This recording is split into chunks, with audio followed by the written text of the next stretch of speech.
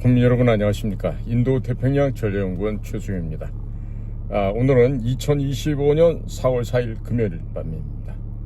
지금 시간이 많이 깊어졌고요. 오늘 참 긴 하루를 보냈습니다. 긴 하루를 보내면서 이제 집에 들어가고자 합니다. 네, 집에 들어가기 전에 일단 오늘 하루를 정리하면서 오늘의 이슈가 됐던 윤석열 대통령에 대한 탄핵의 인용사건과 그리고 제가 겪었던 금일의 재판 결과에 대해서 국민 여러분들과 함께 공유를 하고자 합니다. 우선 오전 10시 반부터 시작된 저의 두 명의 국가정보원장 김규현과 이종찬이 고발한 사건에 대한 재판부터 보고를 드리겠습니다. 우선적으로 김규현 국정원장이 저를 고발을 해놓고 정말 어린애 핏덩어리 하나 내보내놓고 허가받지 않은 사안에 대해서는 이야기할 수 없다는 이런 궤변과 막말을 늘어놓는 지난번에의 재판이 한번 있었습니다. 그래서 오늘은 서면을 통해서 정식적으로 고발인이었던 김규현 씨를 증인 신청을 하였습니다. 그리고 고발인이 이 재판에 출석이 불가능하다면 이런 재판은 각하시켜달라는 얘기도 역시 덧붙였습니다. 지난번에도 재판장에게 얘기를 했습니다만은 고발인 김규현의 개인 주소를 모르기 때문에 증인 출석 요구서를 보낼 수 없다는 이런 정말 허무맹랑한 소리를 법원으로부터 들었습니다. 해서 고발인 김규현이 고발 당시 국가정보원장에 재직했던 자로서 당연히 국정원에서 김규현의 집 주소를 알고 있겠죠. 전화번호는 물론 알고 있을 겁니다. 자, 따라서 고발인인 김규현을 증인으로 정식으로 신청을 했습니다. 그리고 제가 유튜브를 하면서 김규현 씨에 대해서 평가를 했던 것은 왜 문재인이 국가기밀이 담겨있는 USB를 북의 테러범 국제범죄조직의 수장인 김정은에게 건네주지 않았겠습니까? 그런데 이에 대한 수사를 하지 않았습니다.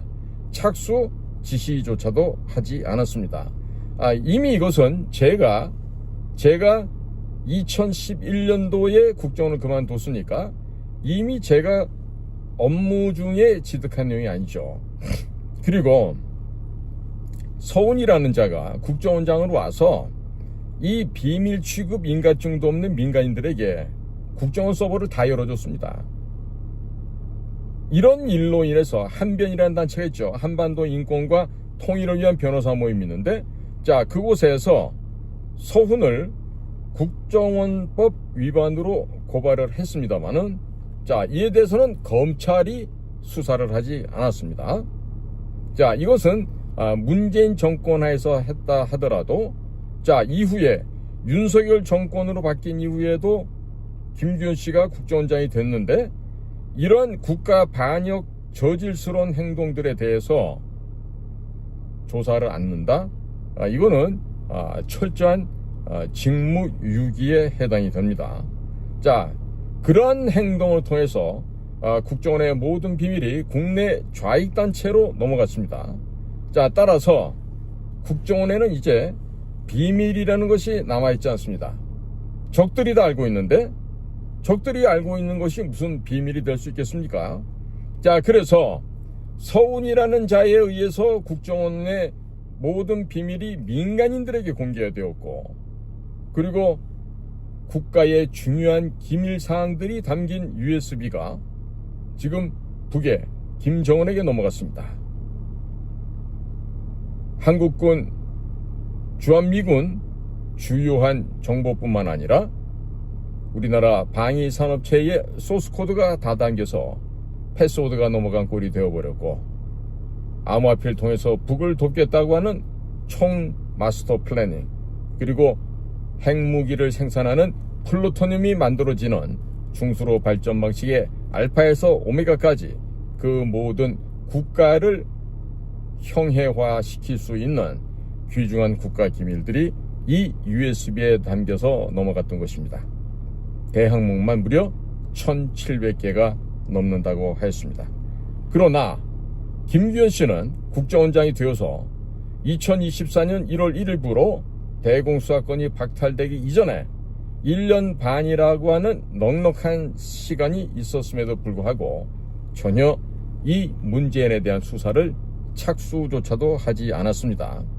자, 그래서 국정원이 왜 문재인에 대한 기밀 유출 등에 대해서 수사를 하지 않는가, 이것을 하도록 촉구를 하자 정치적인 부담을 느낀 고발인 김규현이 저의 입을 틀어막기 위해서 대통령 비방죄도 없는 이 대한민국에서 그 잘난 전현직 국가정보원장을 비방하고 국제정세를 마음대로 분석했다고 하는 정말 말도 안 되는 혐의로 고발을 하였고, 이에 덧붙여서 10가지 항목을 고발을 했지만 경찰에서 8가지를 혐의 없음으로 처리해버리고 2가지를 그나마 형식적으로나마 남겨놨지만 그 2가지도 무슨 사전 정찰이니 하는 이런 용어를 사용했다고 해서 이런 시비를 걸었던 참 기가 막히고 한심한 고발 사건이었습니다. 자, 실질적으로 외교관을 하면서 꽃길만 걸어보고 한 번도 이 3D 업종의 더러운 구정물, 이 똥물에 몸 한 번 담궈보지 못했던 김규현이라는 사람이 국가정보원장이 되어서 꽤나 자기가 뭐 대단한 줄로 생각했던 것 같아요. 그러니까 이런 문재인과 그 일가들에 대한 그 수사 조사를 하라고 한 것에 대해서 대단히 정치적인 부담감을 느끼고, 그러고 그 밑에 있던 천하의 간신들이 있었죠. 에? 이번에 대통령께도 그 엿먹으라고 무슨 정치인들 잡아들이랬다고 거짓말했던 홍장원이, 그런 녀석들이 김규현 옆에서 특보를 하고 있었고, 또 다른 또 육사 출신의 김성희 연자가 또 특보를 하고 있었고, 차장은 또 뭐 권춘태, 국장은 남기직, 이런 자들이 했는데, 또 이 자들은 고려대학교 다닐 때 학생 시절부터 우리 그 안기부나 정보부 시절에 그 선배 직원들로부터 포섭이 돼서 그 지금 밀정 뿌락지 역할을 했던 자들입니다. 이런 것들이 지금 김규현 원장 주변에 있었던 주요 간부들이라고 하는 것들인데, 이 자들이 뭐 제가 김규현 선생에 대해서 비난하는 얘기들을 가서 참소를 하고 이런 자의 입을 틀어막아야 된다. 즉 헌법에 명시된 언론의 자유를 탄압하기 위해서 고발인 김규현이 국정원이라고 하는 국가 권력 기구를 이용해서, 즉 공직을 이용해서 일종의 협박을 한 이런 고발건이었던 것이죠. 그래서 2023년도 7월 26일 제가 경찰에 7월 27일 날 조사를 받는데, 하루 앞서서 저는 김규현이 문재인의 USB를 수사하지 않고 있으며, 그리고 서훈이 국정원 서버를 비밀 취급 인가증도 없는 민간인들에게 공개한 점에 대해서 비밀 누설 등을 갖다가 수사하지 않는다. 거기다가 국정원의 특별활동비, 즉 공작비로 쓰라고 준 특활비를 김정숙에게 도대체 얼마나 갖다 바쳤길래 저렇게나 김정숙이가 사치를 할 수 있었는가, 이런 내용들을 갖다가 조사하지 않는다. 이것이 바로 직무유기다. 그리고 저에 대해서 이렇게 고발하는 것은 직권남용이다 라고 대검찰청에 고발을 했습니다. 그리고 대검찰에서는 중앙지검으로 이첩을 해서 수사를 하도록 서류를 보냈지만, 바로 검찰에서는 저의 이 고발건에 대해서는 열람조차도 하지 않고 그냥 각하시켜서 그냥 뭉개버렸습니다. 자, 그런데 저에 대해서는 지금 국정원법 위반이다 라고 해서 고발을 하는데요. 그야말로 가소롭기 짝이 없는 일이죠. 따라서 김규현 씨는 다음번 5월 2일 날 무슨 뭐 1차로 뭐 선고를 한다고 하니까 그때는 당당하게 꼭 나와주기 바랍니다. 네, 그 다음에 두 번째, 이종찬 광북회장이 저에 대해서 무슨 갑자기 모욕죄가 포함되어 있는 약식 기소로 벌금 300만 원을 내라는 이런 거 얼토당토 않는 얘기가 지금 저에게 전달이 돼서 무슨 헛소리인가 해서 봤더니 이종찬이 몰래 서면으로 뭐 의견을 제출했다는 거예요. 며칠 전에 알았습니다, 저는. 그런 이번에 변호사가 바뀌고 나서. 자, 그러니까 모욕죄라고 하는 거는 친고죄입니다. 직접 고소를 해야 되는 죄입니다. 그러면 이종찬이 당초부터 모욕죄를 고발하려고 그랬으면 본인의 명의로 고소 고발을 하면 되죠. 그러나 저는 언제 경찰이나 검찰로부터 이런 그 모욕죄 관련된 고소장이 접수되었단 이런 사실을 통보받은 적도 없습니다. 그리고 전화 한 통화 어떤 수사 조사도 받은 바가 없습니다. 자, 따라서 법적인 절차를 위반한 이 모욕죄와 관련된 재판은 제가 아는 바가 전혀 없으니까 받을 수가 없는 일이죠. 그리고 이런 일로 인해서 재판이 진행된다고 하면 저에 대한 방어권이 박탈당하게 됩니다. 따라서 모욕죄에 관련해서는 각하하는 것이 맞죠. 소위 말해서 그 시비를 걸 만한 거리조차도 안 되는 것입니다. 자, 지금 이종찬 씨 명의로 이 의견서가 서면 제출되었다. 어디에? 검찰에. 그렇기 때문에 검찰에서는 모욕죄를 추가했다고 주장하고 있지만, 자, 모욕죄는 아시다시피 친고죄입니다. 그러면 모욕을 당한 본인이 직접 고소를 해야 하는 것이죠. 그렇죠? 그러나 그런 일이 전혀 없었다고 하는 겁니다.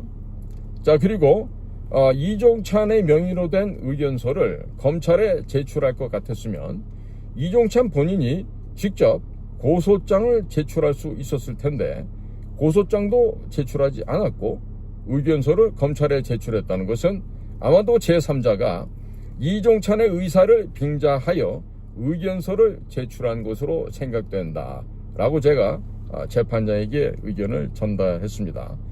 또한 이종찬을 만나봤던 우리 안기부 국정원 선배들이 이종찬의 지금 건강 상태가 기억력, 청력, 시력 등이 대단히 나쁘고 보청기를 끼지 않게 되면 아무런 대화도 할 수 없다라고 하는 이런 기가 막힌 점도 알려왔습니다.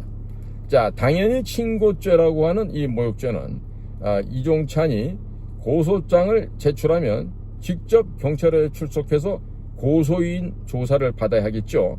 자, 이것 또한 부담스러우니까 제3자가 편법을 사용한 것으로 보여집니다. 따라서 수사 당국이 지금 법적 절차를 위반했고 사건 자체가 성립되지 않기 때문에 저에 대해서는 제가 전혀 알지도 모르는 그런 내용들에 대해서 재판을 받을 수가 없는 것입니다. 즉 제가 전혀 알지도 못하는 모욕죄 관련 재판이 진행된다고 하면 이것은 피고인 최수용에 대한 방어권이 훼손이 되죠. 그리고 헌법상 과잉금지의 원칙과 헌법 정신이 훼손될 수밖에 없습니다. 그러니 수사당국의 불법적인 사건 처리를 당연히 사법기관에서는 막아주고 또 모욕죄에 관련된 사건은 각하하는 것이 맞겠다는 주장을 한 것입니다. 자, 이종찬은 전직 국회의원 4번 국정원장까지 역임했던 자로 변호사를 사서 모욕죄와 관련된 고소장을 접수할 수 있는 충분한 재력과 능력이 있는 자입니다.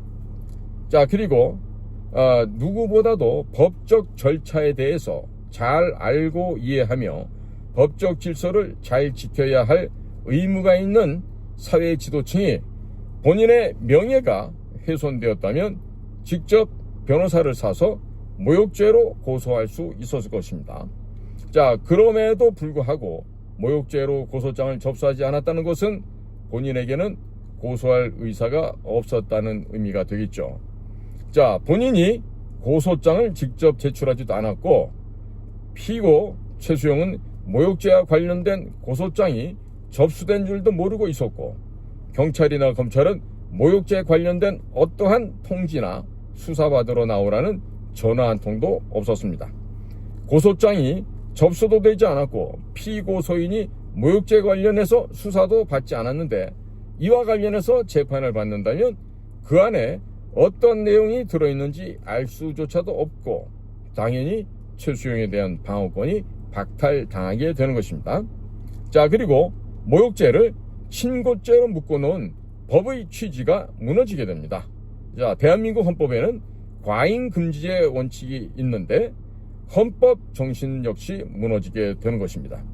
헌법 제12조 1항엔 모든 국민은 신체의 자유를 가진다. 누구든지 법률에 의하지 아니하고는 체포, 구속, 압수, 수색 또는 신문을 받지 아니하며 법률과 적법한 절차에 의하지 아니하고는 처벌, 보안 처분 또는 강제 노역을 받지 아니한다 라고 분명히 적혀 있습니다. 또 헌법 제13조에는 모든 국민은 행위시의 법률에 의하여 범죄를 구성하지 아니하는 행위로 소추되지 아니하며 동일한 범죄에 대하여 거듭 처벌받지 아니한다. 이렇게 되어 있습니다. 자, 지금 윤석열 대통령이 내란죄 수사 권한도 없는 공수처에 의해서 체포가 되었습니다. 그리고 그 무도한 법적 절차를 무시한 것들이 결국 드러나서 구속이 취소되는 해프닝도 벌어진 바 있었죠.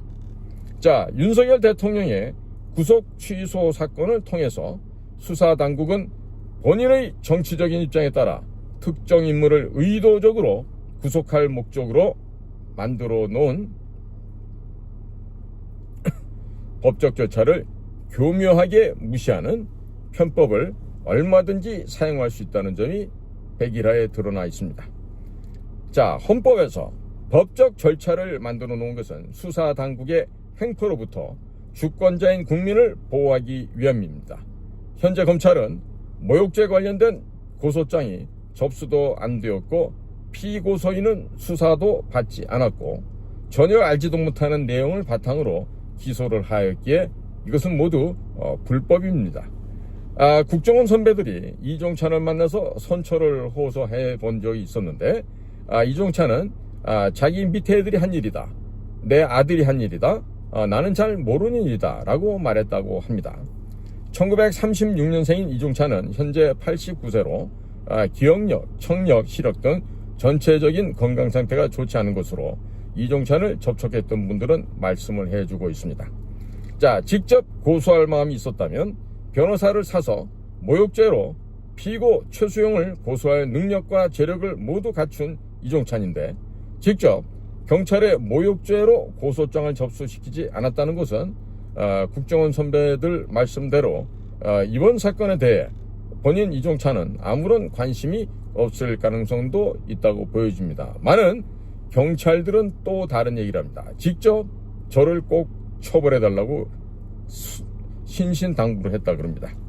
자, 그렇다면 제3자가 이종찬의 의사로 위장해서 이종찬 명의로 의견서를 제출했을까요? 아니면 본인이 끝끝내 저를 벌을 줘야 된다고 고집을 부려서 이런 일이 벌어졌을까요?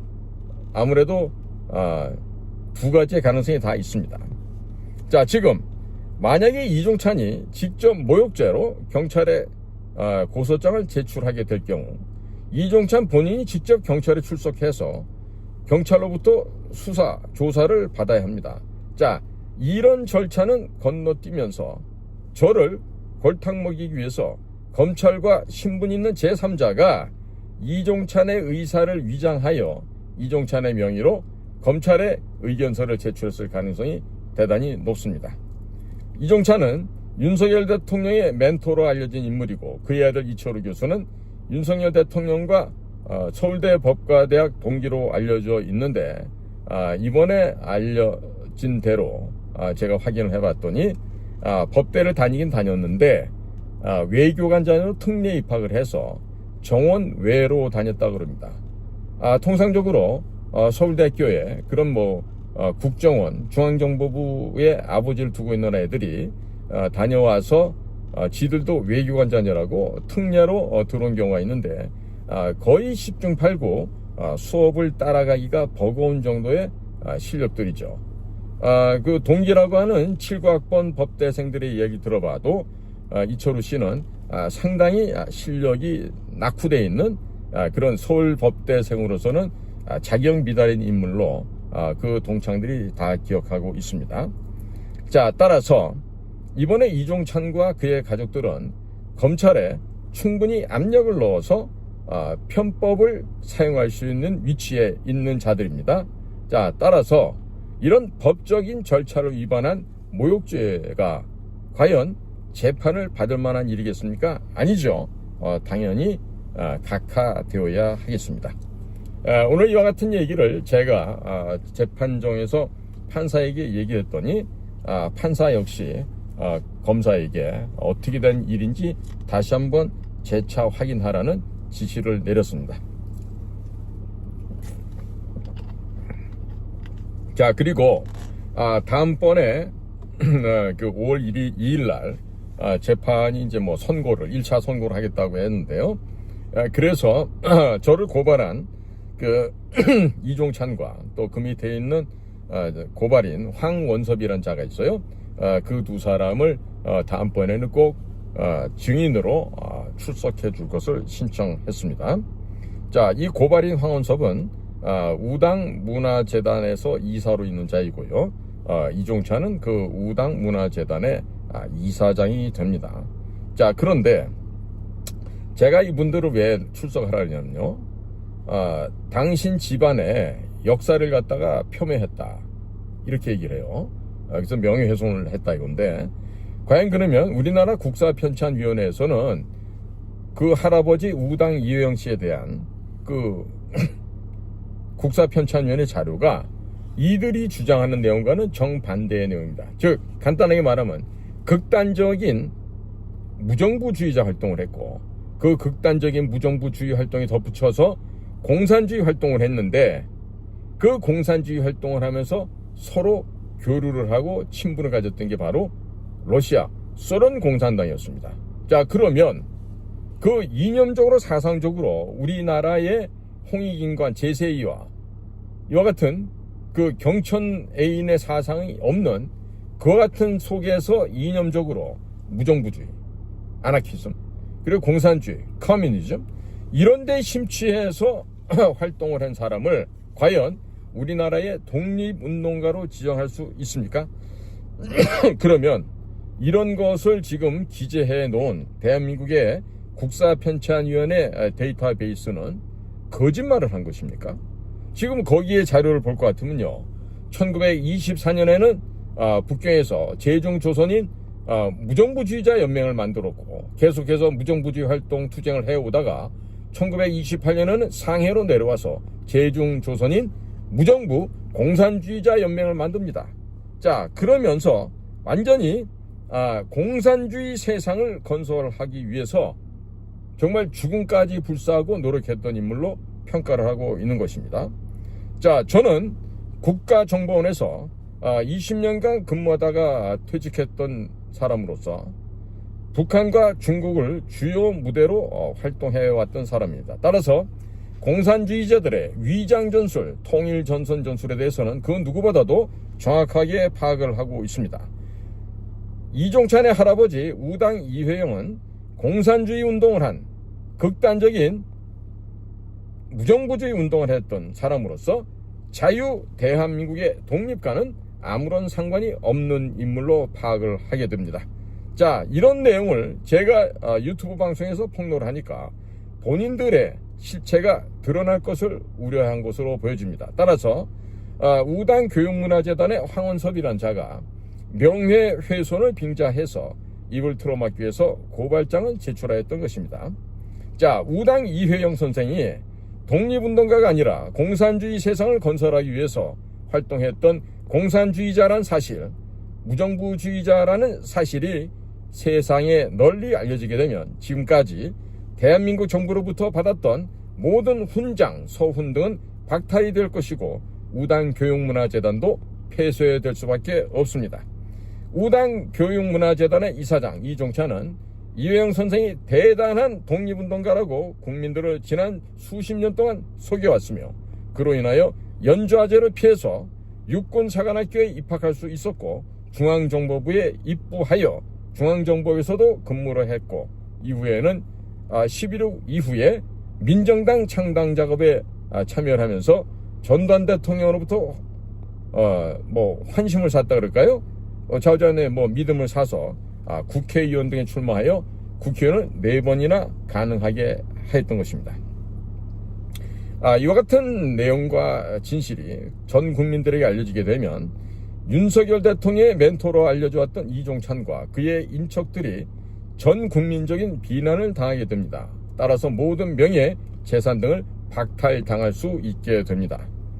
황원섭이 이사로 제주 중인 우당교육문화재단 홈페이지에는 이회영이 국가제도의 폐지, 가족제도 폐지, 종교제도 폐지, 사유재산제도 폐지, 결혼제도 폐지, 정치활동 폐지 등이 실현된 무정부 공산주의 사회를 건설하기 위해서 탈환이라는 잡지를 만드는 등 극렬한 공산주의 운동을 해왔으며, 일본으로부터 조선을 독립시켜야 하는 이유가 민족의 번영이 아니라 일본이 자본주의 국가이므로 무정부 공산주의 사회를 건설하기 위해서 일본으로부터 조선을 탈환해야 한다고 주장하는 탈환이라는 잡지를 만들고, 민족주의자들을 비판한 내용은 의도적으로 삭제를 한 채 우당 이회영을 위대한 독립운동가로 묘사하는 내용들만 공개되어 있습니다.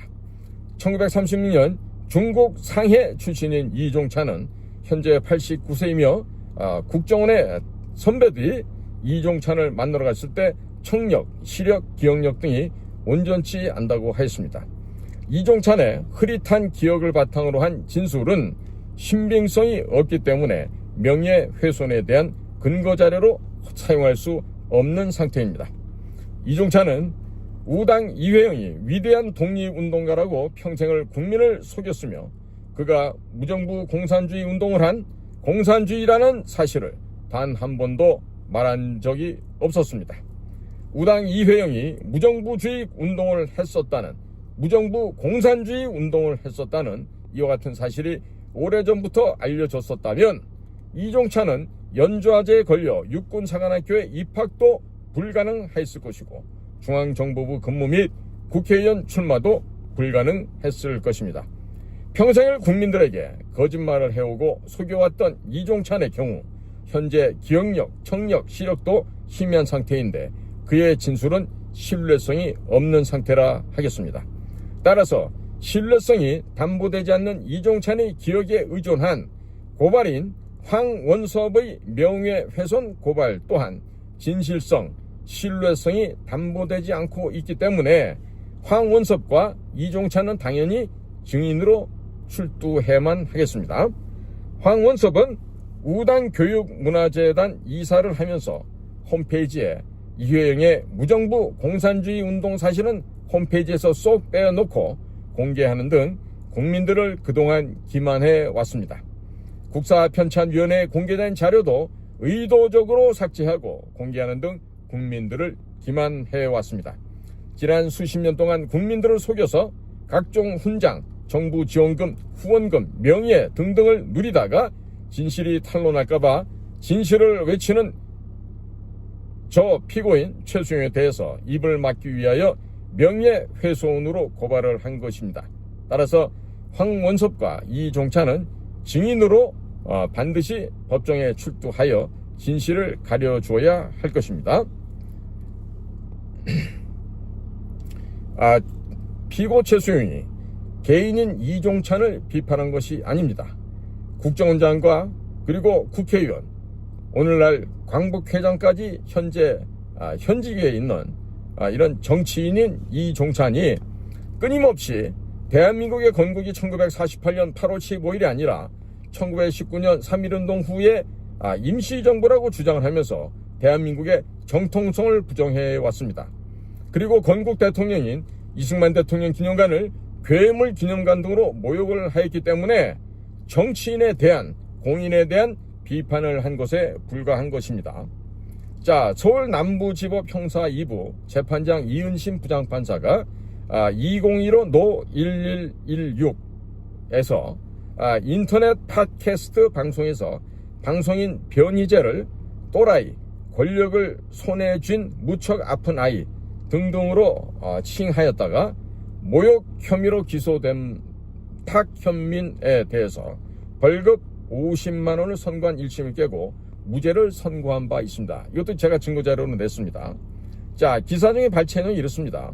재판부는 변희재죠. 변씨와 같이 정치적, 사회적 논의에 적극적으로 참여하면서 관점이 다른 사람을 비판하거나 비판을 받는 위치에 있는 사람은 일종의 공인으로서 비판에 수반하는 다소의 경멸적 표현을 어느 정도 감내해야 한다. 이어서 탁현민은 언론의 보도에 기초해 보수대연합이 부적절한 이유로 식사비를 내지 않고 음식점 주인을 종북이라고 비난한 것으로 인식하고 이를 비판하기 위해 해당 발언을 한 것으로 볼 여지가 있어 위법성이 조각되므로 1심 판결을 파기하고 무죄를 선고한다 라고 설명한 바 있습니다. 따라서 우당 교육문화재단의 이사장인 이종찬과 황원섭을 당연히 증인으로 신청하게 되는 것입니다. 꼭 이 두 자가 법정에 증인으로 나와야 하겠습니다. 자, 다음의 내용은 대한민국 정부 국사편찬위원회 한국사 데이터베이스에 기재된 이종찬 할아버지 우당 이회영의 공산주의 활동에 관한 내용입니다. 이 또한 증거자료로 제출을 하였습니다. 자, 내용은 이와 같습니다. 이회영은 북경에서 국내와의 연락을 책임 맡은 한편 자금 공작을 담당하기로 하였다. 그런데 이회영 등 무정부주의자들은 1928년 2월 3월에 상해의 불조계 이해로 해광병원에서 제중국 조선 무정부 공산주의자 연맹을 조직하여 다시 단체 활동을 전개하였다. 그것은 1927년 국내에서 신간회가 조직되어 좌우 합작 운동이 시작되자 이에 효과적으로 대응하기 위한 것이었다. 이때 이회영과 함께 활동한 인물들은 1924년에 제중국 조선 무정부주의자 연맹에서 활동한 이을규, 이정규, 정현섭 등과 중국에서 활동하던 무정부주의자인 류기석, 한일원, 윤호연, 안공근 등이었다. 이회영 등이 조직한 제중국 조선 무정부 공산주의자 연맹에서는 단체의 명칭에서도 표방하고 있듯이 무정부 공산주의 사회를 추구하고 있었다. 이것은 제중국 조선 무정부주의자 연맹에서 추구하였던 무정부주의 사회의 건설을 보다 구체적으로 심화 발전시킨 것이 아닌가 여겨진다. 즉 제중국 조선 무정부 공산주의자 연맹에서는 현재의 사회를 근본적으로 파괴하고 자유, 평등, 우애에 기초한 능력에 따라 생산하고 수요에 따라 소비하는 새로운 무정부 공산주의 사회를 한국에 건설하고자 하였던 것이다. 아울러 제중국 조선 무정부 공산주의자 연맹에서는 자유연합의 기본 원리인 국민의 자발적이고 자유로운 의사에 입각하여 모든 조직을 구성하려 하였다. 그리고 이에 기초하지 않은 모든 정치활동, 국가, 집권적 조직, 사유재산제도, 종교제도, 결혼제도, 가족제도 등은 폐지 또는 소멸시키고자 하였다. 그리고 무정부 공산주의 사회의 실현을 위하여 직접 선전과 폭력적 직접 행동 등을 주장하였다. 한편 제중국 조선 무정부 공산주의자 연맹에서는 1928년 6월부터 탈환이라는 기관지를 몇십 부씩 발행하였다. 이때 이회영은 탈환의 편집위원으로서 이정규, 이을규, 정현섭, 유기석 등과 함께 활동하였다. 그런데 이회영 등은 탈환에서 마르크스의 공산주의가 자본을 정부로 집중시키는 어용적, 강권적 공산주의라고 비판하였다. 그리고 첨단 공산주의는 정부가 없는 생산단체 자체의 무정부 공산주의라고 주장하였다. 아울러 무정부 공산주의 원리에 기초하여 자본주의 국가인 일제로부터 조선을 탈환하여 조선민중에게 돌려야 한다고 강조하였다. 아울러 민족주의자들에 대해서도 비판을 가하였다. 즉 민족주의자들은 봉건적 자본주의 사상을 갖고 있는 자들로서 일부는 공산주의자들의 위세에 공포감을 느껴 위축되는 일면, 일부는 이에 현혹되어 아첨하려는 경향이 있다고 주장하였던 것이다. 그런데 이회영 등은 무정부 공산주의 사회의 실현을 위하여 민중 직접 혁명론과 무정부 공단주의 신디컬리즘을 동시에 추구하였다. 민중 직접 혁명론은 탈환의 창간호 1928년 6월 15일에 실려있는 혁명 원리와 탈환에라고 있듯이 대중이 자유로 자발적으로 단결하여 혁명을 이루는 것이다. 그리고 무정부 공단주의는 민중 직접 혁명론이 조직을 거부하는 것과는 달리 대중적 노동조합이라는 조직을 만들어 총파업 등 경제적 직접 투쟁을 행하는 것을 말한다. 요컨대 이회영은 해방 후 건설할 사회로서 무정부 공산주의 사회를 추구했으며 그 수단으로서 민중 직접 혁명론과 무정부 공단주의를 채택하고 있었다고 할 수 있다. 한편 1928년 6월 남경에서 한국, 중국, 대만, 월남, 인도, 필리핀 등 7개 민족 대표 120명이 모여 동방 무정부주의자 연맹을 조직하였다. 이 연맹에 이회영은 한국의 독립운동과 무정부주의 운동이라는 제목의 글을 보내었다. 그 내용은 한국에서의 진정한 해방운동, 즉 무정부주의 운동은 곧 독립운동이라는 것이었다. 또한 이회영은 동방무정부주의자 연맹이 한국의 독립운동을 지지해 줄 것과 각국의 동지들이 계속적으로 성원해 줄 것을 호소하기도 하였다. 이러한 이회영의 논문은 동방무정부주의자 연맹에서 하나의 결의안으로 채택되기에 이르렀고, 아울러 동방무정부주의자 연맹에서는 기관지로서의 동방을 간행하였는데 이회영의 흥란 한 폭이 그 창간호를 장식하고 있다. 자, 이것이 지금 오늘 이종찬이 저를 명예훼손으로 관련해서 고발한 것에 대한 이종찬과 그 밑에 이사 황원섭을 증인으로 요청하면서 낸 그 반박 자료고, 그리고 이미 정식 재판을 요청하면서 국사편찬위원회 자료를 이미 제출한 바가 있습니다. 자, 국민 여러분, 오늘 보시다시피 이종찬 씨의 집안의 내력이 이런 식으로 극단적인 무정부주의와 공산주의를 추구했던 그런 집안이었어요.